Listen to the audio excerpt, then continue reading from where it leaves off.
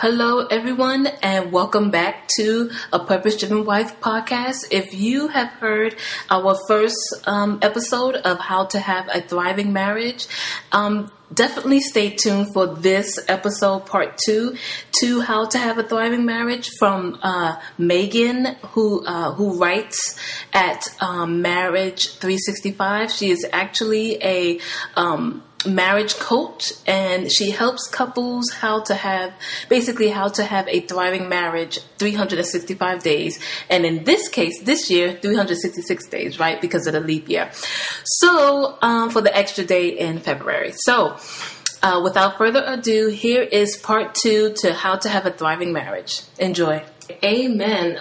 Because you know what, I've learned that just in the trials, just like you said, my husband, because I'm really passionate about business and I love to do business, just anything that has to do with business and women, just strategies, how they building their business, just the whole business industry. I just love it. And so my husband said to me one time, "Trista, you don't love me." And that was like a breaking point for me, because I felt like, well, number one, me and you were in this together. We've been in this for a while. Number two, I just had my child. And then number three, I'm building this business for, our family, And so God really had to show me, Trista, look at what you're doing and look at what, look at your household, and it wasn't like, Trista, like trying to down me or anything like that, but it's opening up my eyes, to really you're so driven in business, but look at what's happening over here in your marriage and in your household. And that's where I really learned to really allow God to be God, just not only in my business, but in my marriage. There's a lot of other things that was going on with my children. And I'm just like, but God, I have these young kids and you've called me to be an entrepreneur. Like, I'm an entrepreneur, you call me to do this business, and I'm just like, I don't know how to do it. What does that look like? And so he really showed me, what does it look like to be present in my marriage, to, start sowing into my marriage, to really take care of my children and my household, instead of just, 90% business and then just here and there, everything else, Yeah.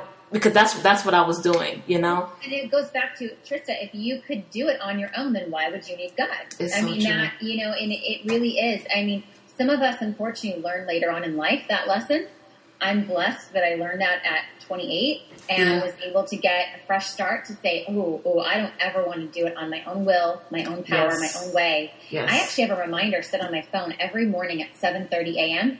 and it says, not my will, but his will, Amen. Not my money, his money, not my time, his timing. Because those are the three things personally, right. My will, my money, and my time that I struggle with the most.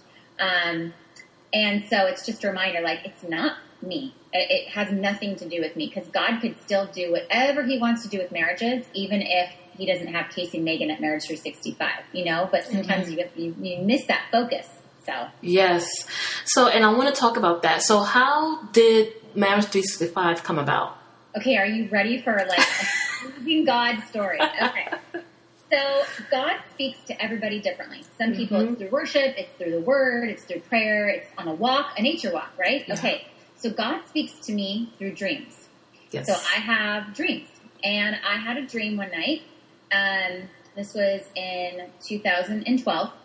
So not too far, about 3 years ago. And my dream was that my husband and I were up on stage at a marriage retreat. It was a secular one. It wasn't at a church.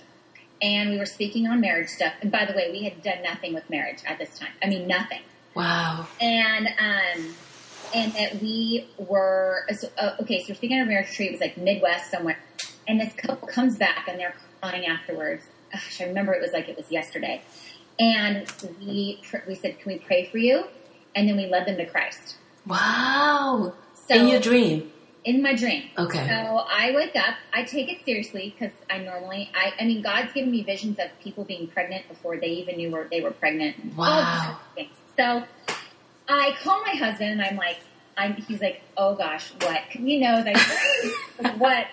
And he goes, babe, I have something to share with you. And I was like, oh, okay, can I go first though? And he's like, okay, sounds great. So I tell him the dream, and he's silent. And I'm like, what? What's wrong? And he goes, I had that same dream last night. No! Same exact thing. Actually, he didn't call it a dream. He said it was a vision, because I think, if I remember correctly, he was taking a walk that night. But anyways, needless to say, same exact thing. So we kind of were freaked out, because we're like, okay, what does that mean? So we get a call a month later from our church, and the pastor was looking for someone hiring in the marriage ministry. And we're like, wow, hey, that's crazy. Like, that wasn't even on our radar. He's like, you don't even need to interview. We know you guys would be a great fit. So we actually started doing marriage ministry just part-time. It was like 10 hours a week at our church. And it's a pretty big church. There's about 12,000 people there. So we had a lot to do. And actually, as we were in the ministry, God really pressed it upon our hearts that we were not called to minister at a church. Okay. And so we left after about a year. And we always wanted to do something online because we're so busy. Yeah. And we kind of started just praying about what God would do. And so we decided to start a Facebook page, Marriage 365. Now, a week before we started that Facebook page, my husband actually was in a terrible car accident on Christmas Eve at 9:30 at night. The kids were already asleep. Presents were under the tree. And I get that dreaded phone call that no wife wants to hear. And your husband's been in an accident. You need to come to the hospital. And he spent the entire Christmas, the 2 days in the hospital. He walked away with a gash in his foot. That was it. Some lady ran a red light. His car turned and then flipped over several times. So they had to use the jaws of life to get him out of the car. And my husband, as he was laying on sideways in his car on the street, he just thought, I have been living my life in fear. Wow. And I need to start stepping up and be a real man and not living out of fear and living out of faith. And then the next week we literally started Marriage 365 because we had wanted to do something, but we were afraid. Who are we? We're only, at the time I think I was 29. We've only been married 9 years. What do we know? We're not psychologists. We're not, marriage and family therapists. What do we know? We come from divorced families, for goodness sakes. We don't know. We almost got divorced. And over again, God just shows up to go, exactly. That's why I have you doing this. Because you're the reality of what everyone else, you're not up on a pedestal saying, hey, we know everything. Life's been great. You're like, man, we've lived it and we are living it and we're living it with you. And we have some tools we can share. So we started a Facebook page and then that just kind of blew up and people were like, hey, can you start a blog? And we're like, oh, okay, I guess then start a blog. And then people were like, hey, you should start Instagram. And then it was like one thing after another. So we have definitely social media. We've got the Pinterest, Twitter, Facebook, Instagram. I'd say Instagram is our favorite. We love our Instagram followers. And they're just more proactive. Yes. Yeah. And then we have written 2 ebooks. Once again, so you don't have to wait for shipping, You just get the ebook emailed to you. And our first book was called Naked Dinners. Nice. Redefining Married Sex, yes. So we talk all about what married sex should really look like, a healthy version of it, because we have a very messed up view of what Christian healthy sex looks like. Yeah.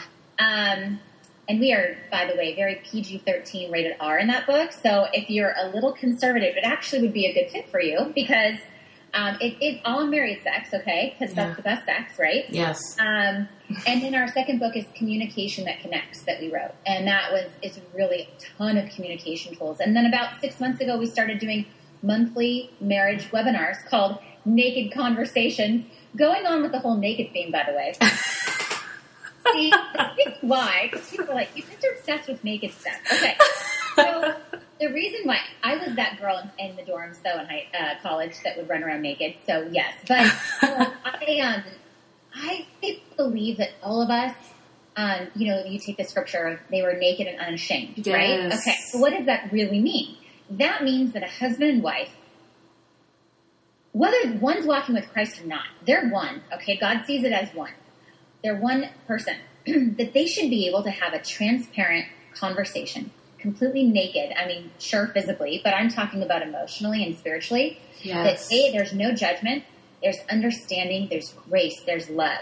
And to be able to have a real conversation, say anything that, is on your heart, of course, in love, yes. And have it be accepted.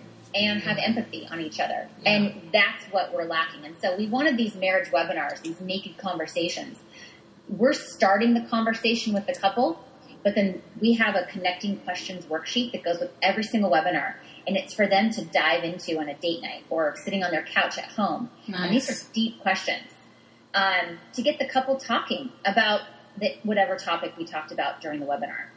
And we speak at marriage retreats, and that's always fun. My husband loves those. Yeah. And then can I share about our very brand new exciting project? Yes, of course. Okay, so I'm an entrepreneur like you. Mm-hmm. I just feel like I have all these things I want to do for marriages, and so I'm such a chatterbox. I'm so sorry. No. Over with you. Okay. So one of the things, actually, and I don't know, Trista, if you've seen this, but there's a myth out there that if you spend time and money on your marriage, something must be wrong in your marriage. Mm. Have you seen that? Yes. Okay. Mm-hmm. So people are like, oh, you're going to marriage retreat? Uh-oh, something must be wrong with you. We instantly go to the negative.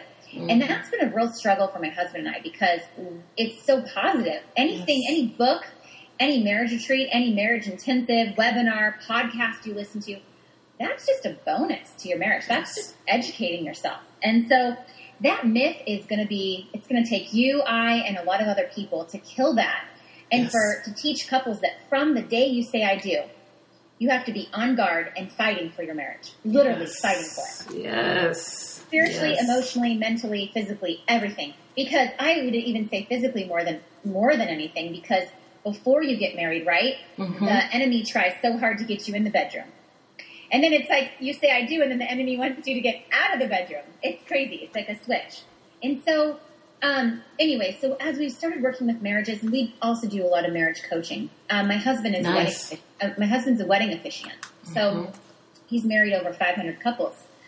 And these couples would come to us and say, hey, do you do premarital coaching? And so we started doing premarital coaching. Actually, we did start doing premarital coaching a little bit before Marriage 365 started. Right. We do it a lot, but we did that. So that would be the one marriage thing we did. And the demand was so high, and we recognized, gosh, we're trying to lower the divorce rate. We can't really start with marriages. It's more of like, it just is backwards. We actually need to start with the premarital and the newlyweds and help them build a really strong foundation in their relationship so that when trials come, because they will, that they'll have the tools necessary of how to navigate it. And so we actually just launched recently a brand new online premarital program called Happily Ever After. Nice. Nothing like this out there. We wanted something that was very practical. We wanted something that was accessible on any device, iPad, smartphone. So there's videos of my husband and I teaching and modeling those tools, communication tools, apologizing tools, all those kind of things.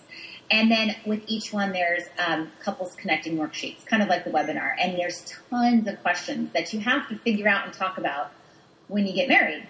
And that a lot of us just don't think about, and then it comes up years later. We don't want that to happen, right? We want to get it all out on the table, build that foundation. And then we even give couples action plans as well. So you've watched the videos, you've read, and you talked about things. Now, here are some things you actually can implement into your relationship. And then we have like a whole bonus section. But that's something we're really passionate about. And God has moved us. We will always work with marriages. It's our favorite. I mean, I wouldn't even say it's our favorite. It's our passion. But I will say that there's nothing like if you can teach a premarital couple or a newlywed couple some of these tools. Yes. I love getting the feedback after 2 years. Hey, we had a huge issue in our marriage, but because of the tool you taught us, we're not divorced. We made it work. Yes. And we did not have great premarital. And so we see now why that is so necessary for couples. Every couple should have access to premarital. I think every couple. So, I 100% agree. So you have said a lot. That is just amazing tools that will just kill the divorce rate. I love that. I love it. So, but the idea of Marriage 365, like, what's the idea behind it? Yeah. Okay. So, the 365 came from that you don't get a vacation for marriage. So you are married 365 days a year. And a lot of people go into marriage, like I said earlier, not being intentional. And then they wonder what happens. Oh, shoot, what happened? And if you look back, they didn't put in something every day. And so we're saying to couples, in your marriage, just put in a little bit every day. It doesn't even actually have to be a lot. There'll be random times when really big things happen that you'll have to put in more energy and effort. But this is putting your time, your talents, and your treasures into your marriage. Yes, your treasures meaning your money. Always investing in your marriage. 365 days a year. Every year you're married, you should be investing in your marriage. If it's writing a love note, if it's watching, a podcast or listening to a podcast, or going on those date nights, asking each other open-ended questions, whatever that looks like, that you should be investing. And so our main goal is to lower the divorce rate. The county that we live in, Orange County, has a 71% divorce rate. So we are really, it's bad where we live. But we want to see, our little tagline is like Marriage 365.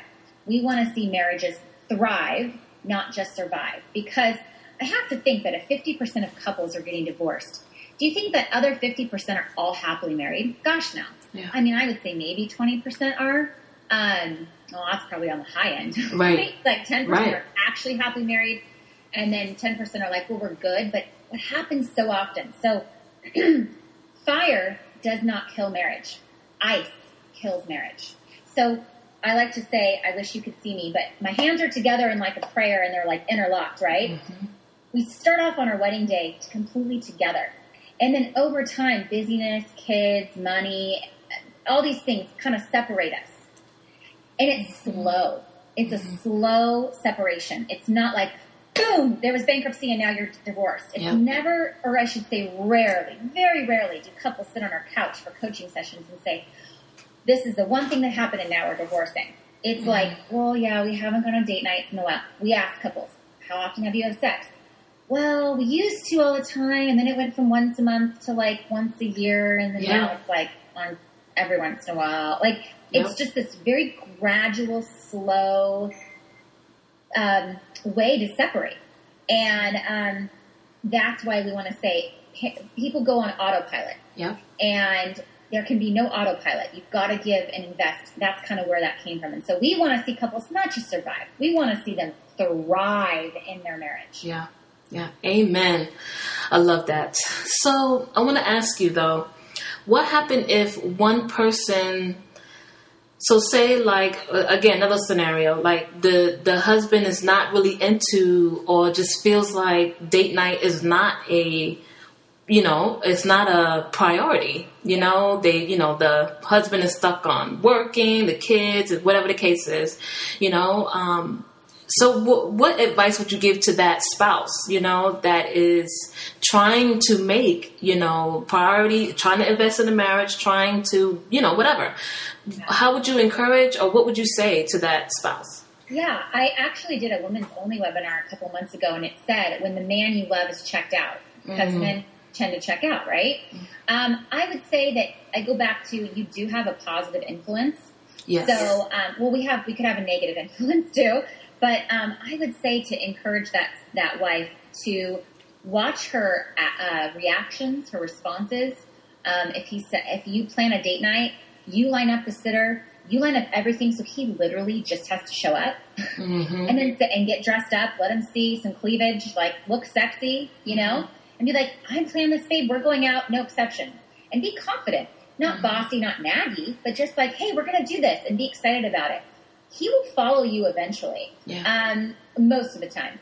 But yeah, to encourage women, I would say have a really positive perspective, because it's really easy to look at the negative of a husband who's checked out or who's tired all the time.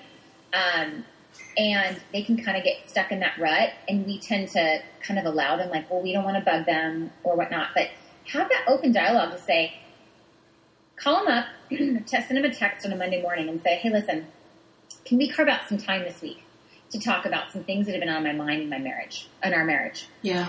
Plan that time. Don't just do it passing, like you're doing dishes and you're like, hey, babe, I'm really upset that we haven't spent time together. No.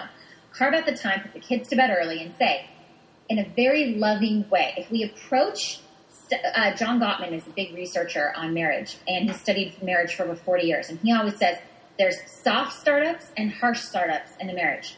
Excuse me. A harsh startup would be saying, you never plan date nights for us, and I'm just so tired of it, and I can't handle it. Yeah. A soft startup would be to carve out that time, sit on the couch, and say, hey, babe, I love you so much. I really miss you. I miss our time that we used to have together. What's going on? Like, can I plan a date night? Will you show up? I really want to connect with you on not just an emotional level, but on a physical level. Like, I want our marriage back. Just be open and honest, but in love. Because we tend to nag or boss or get emotional and start crying. Yeah. And that's really hard, but men get really nervous when that happens and they don't know what to do. Because men are fixers. They want to just fix problems. Mm-hmm. And so if you go on about it by just saying, hey, I love you. Start with, I love you. Grab his hand. Yeah. And say, I just miss us. Like, I miss those times. Can we open up our wedding album tonight and just look at our wedding pictures? It doesn't even have to be a big date night, right? It can be something really simple. Hey, I got a new board game at Target and I want to try it out with you. Just make those efforts. And if he rejects it the first or second time, don't give up. Yeah. Because we give up too often. And keep trying. Keep pursuing that. Yeah, so this is part of the fighting for your marriage then, you know? Exactly. There are times when one spouse, there's been times when I haven't felt like I wanted to be married, and Casey comes in and is like, I love you, you're great. When I had postpartum, I didn't want anyone in my life. I wasn't thinking clearly, right? Mm-hmm. And so he really came in, he was gracious and patient. Imagine, we didn't have sex for a year and a half because I was pregnant for 9 months. I threw up all day long, every day. Yeah. And then I had postpartum for 4 months. The man could have left me, but he saw the light at the end of the tunnel, right? This is just a season. This woman is carrying a child in her. Right. She's dealing with depression. And so I feel like in those moments, know your husband. If your husband's hurting, the best thing you can do is have empathy, which really drives connection. Empathy drives connection. We tend to want to fix things or say, okay, babe, but get over it. We're fine. Mm-hmm. Let him, what's going on inside? I would challenge you to say, if your husband's disconnected, what's going on inside of him? Yes. Maybe he's stressed at work. Maybe he's feeling pressures of being a dad. Maybe he's just lazy. Maybe he's not happy with his weight. We just don't know until you ask him. Right. And coming at it from such a good place to just say, I just want to hear from you. How's it going?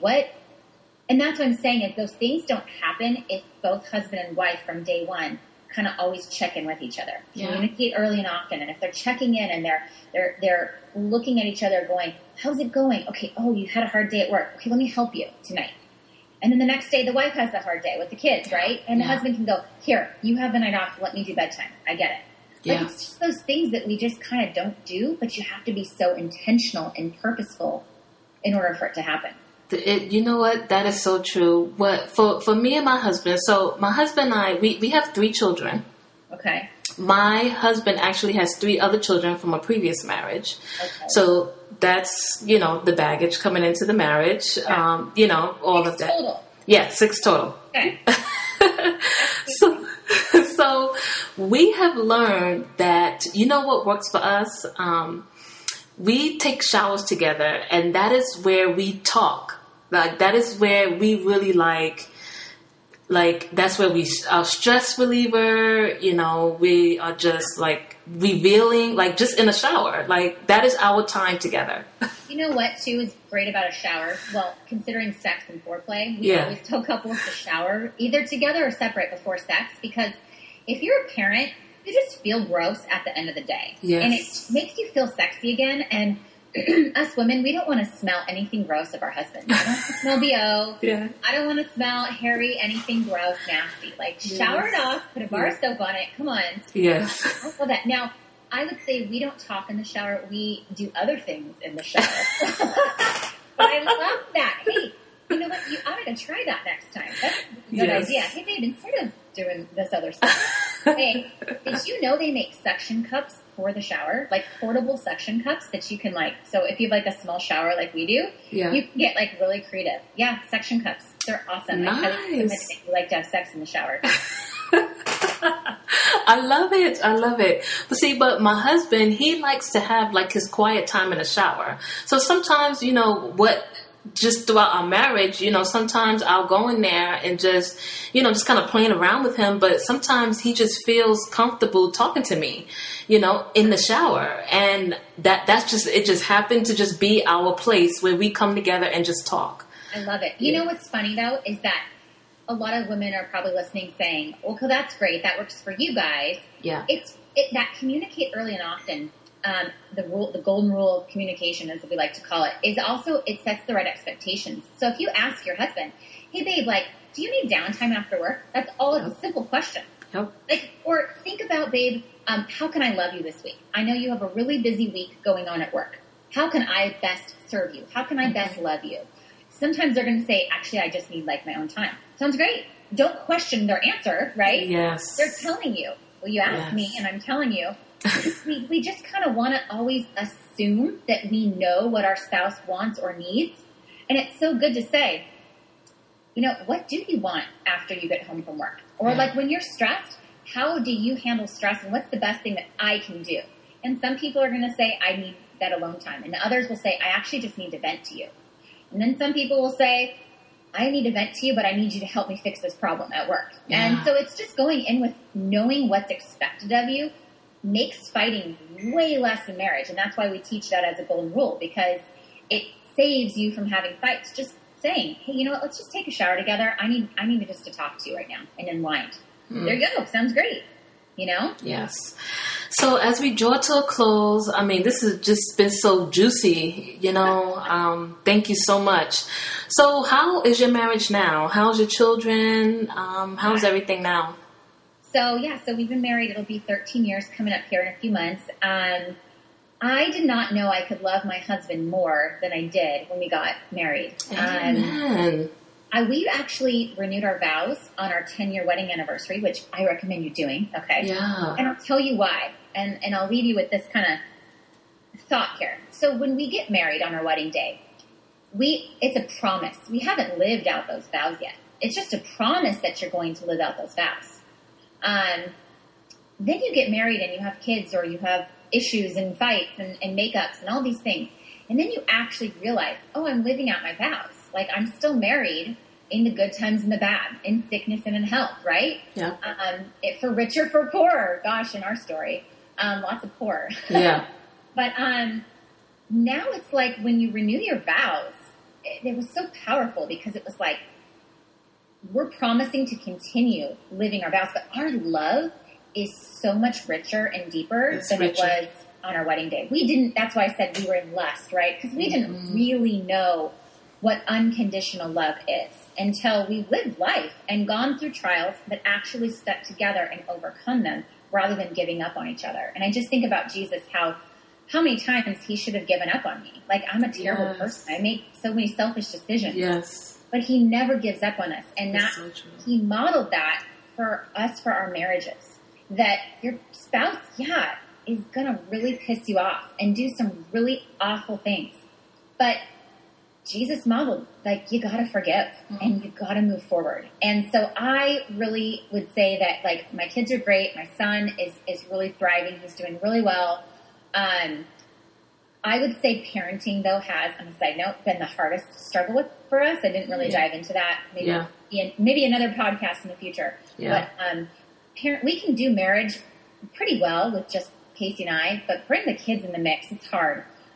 Because there are times suck. Yes, yeah. And they suck all your energy. Yep. And so you tend to give your leftovers after the day, right? Yep. But we're doing really well, and we're just so blessed to have so many people that support us with Marriage 365. It is a business. We are not a ministry. We're not a nonprofit. We want to continue to build and provide tools and resources for all married couples, whether you've been married, or whether you're engaged or you've been married 50 years, and whether you have a good marriage or a bad marriage. We want to be that resource for couples. I would just say that we've learned so much through everything, but we need God. Our marriage, and I would say we have, on a scale of a 1 to a 10, 10 being great. I mean, our marriage is a 9 right now. Ask me tomorrow, it might be another number. But, we have that number because we have Jesus, we have prayer, and we have people who surround us and love us dearly. And I'll tell you though, the spiritual warfare, I'm sure you feel this. The spiritual warfare, dealing with marriages, Yep.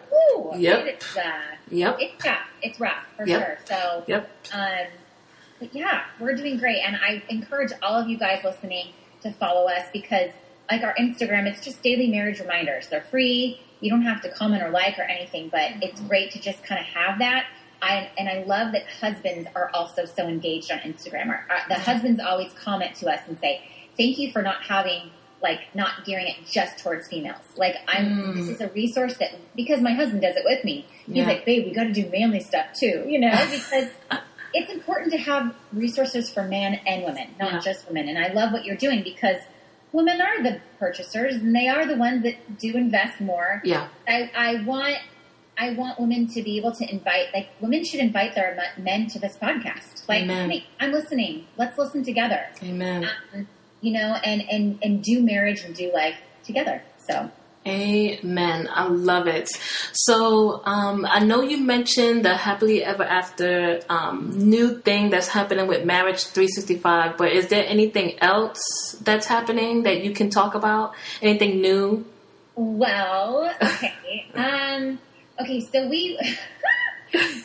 I'm like, oh, I don't know what to say. Okay, I'm telling you, Trista, I'm just like you. I'm an entrepreneur. Yep. We actually have a dream wall in our office area. Nice. And we have Post-its, and we just write our dreams up there, and I love seeing them come true. So we would like to see that ebook written this coming year, or this year, for how to have a thriving marriage while parenting special needs. And so I would like to see that happen.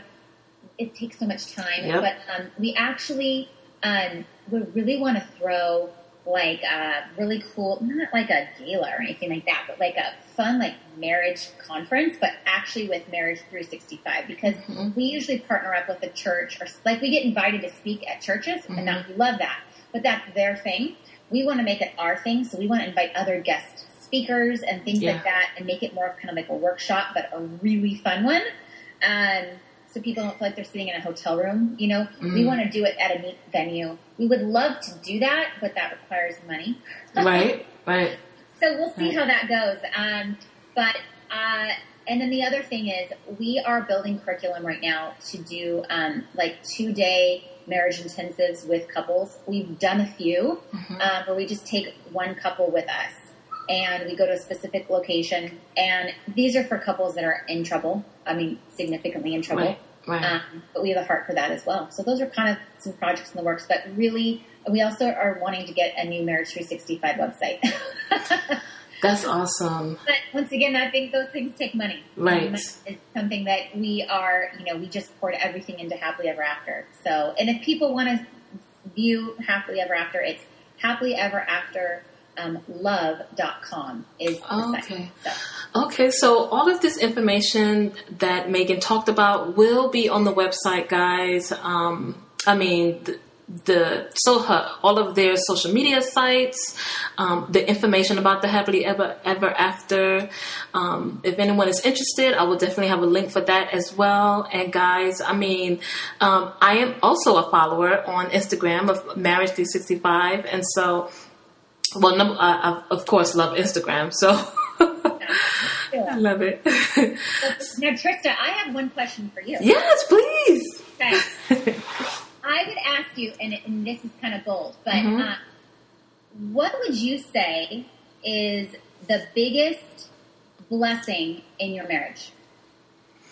What's the one thing you're like, I love that we do this, or this is the one thing we've got going for us? The one thing that I know is that my husband and I, we talk in the shower. I love it. We have been doing that for years, and we literally we pour out our hearts. I mean, it's in the shower, and we just bond, by just, washing each other or just talking. I mean, that is one thing that, is definitely working for us. And then we pray. Okay, I love it. I seriously love that idea because you're forced to be in a small space together. Yeah. I got to try that out. Yeah. I'm really excited for you, and I want to try that. Definitely. You know, it really has blessed us. And like you said about praying together, we do that as well. And being in the shower and praying, like just whatever's on our heart, like whatever is stressing us just on our heart. Like you said, that our dreams, you know, we talk about it. And then, you know, and it's usually me that it initiates the prayer, but my husband prays, you know, and I love it. Can I say I say one last thing about the women who have husbands who are like, well, that's great that you guys pray together, right? Mm-hmm. But I have always asked couples, even like we do a lot of things, you know, not with Christian couples. And so we'll say after a coaching session, can we just pray for you? And when someone's hurting or when someone's sad, it is really the best time to pray for somebody. Yes. And so you can always approach your spouse with just saying, hey, babe, can I just pray for you? Mm-hmm. And most people say yes. Hopefully he won't say no. Mm-hmm. But to pray for your spouse, like I feel like you have that positive influence over them with your behavior, but then to also like give that to prayer. Like God does miracles all the time with prayer. He just wants us to ask for it. And so that's why surrounding yourself with other people, call them and say, I need prayer for my husband. And I even say, this is crazy. This might make you blush. But before I know we're going to have sex, because we actually schedule our sex, that's a whole other podcast. I actually send a text message. I have 3 girlfriends, and I actually pray I have them pray for me that I would have good sex with my husband, like that I would have a good orgasm. No. I'm not even kidding you. Like, one of my mentors told me that. She's like, you need to start putting your sex life on your prayer list. I'm like, what?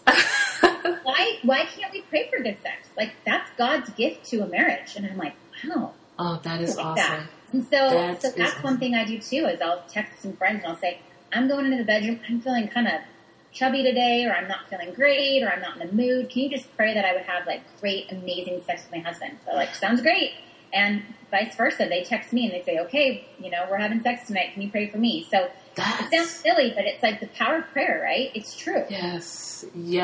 I love that. I didn't even think about that. Like to pray, you know, to have good sex. I mean, that's awesome. Not just, you know, to have good sex, but to just have God cover that, you know? Exactly. Because He wants you. He wants you, yep.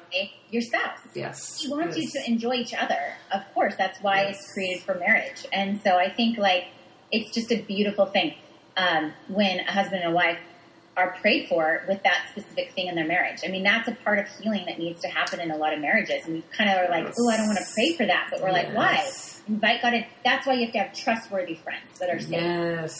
You don't want to be texting that to okay? You don't want to be that to your babysitter, you know, things like that. But you just want to give it to the people that you know really care about your marriage and are really going to take it to the cross and pray. So that is awesome, guys. I mean, this is some good stuff. Well, invite me back anytime to talk about sex, because it's definitely one of my favorite topics to talk about. And you know what? I just may do that, you know. February's coming up, so you know what? I would love to. Oh, my goodness, guys. I have been extremely blessed. I know if I have, I know you guys have. And if you would like more information, definitely check out marriage365.org.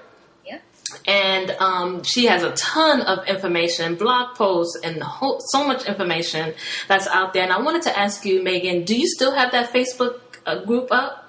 I do. Yeah. Yes. Okay. Yeah. Sorry. I think I said something like it blew up. I meant like it grew from like 1 to like, I think there's almost like 75,000 on there now. Yeah. Oh, nice. We post on Instagram about 2 times a day, and we post on Facebook about 3 times a day. So, just free daily marriage reminders. Oh, that is amazing. So, guys, I mean, there's so much to learn from. This podcast, Instagram, Facebook. I mean, their blog posts. Guys, you'll be blessed all around, okay? Thank you so much, Megan. For having me. I loved it. Time flew by. Yes, it sure did. And I actually have to run. My husband has the kids, and he took them out. So this is like our time together to kind of, you know, bond with the kids together and things like that. You're being intentional. Right? Okay, guys, thank you so much. Guys, head on over to A Purpose Driven Wife at adrivenwife.com for the show notes, Megan's information on their business, marriage365.org. And tune in next time for more information every Monday to encourage you to get your week going and to inspire you to continue to do what God has called you to do. You guys take care and be blessed.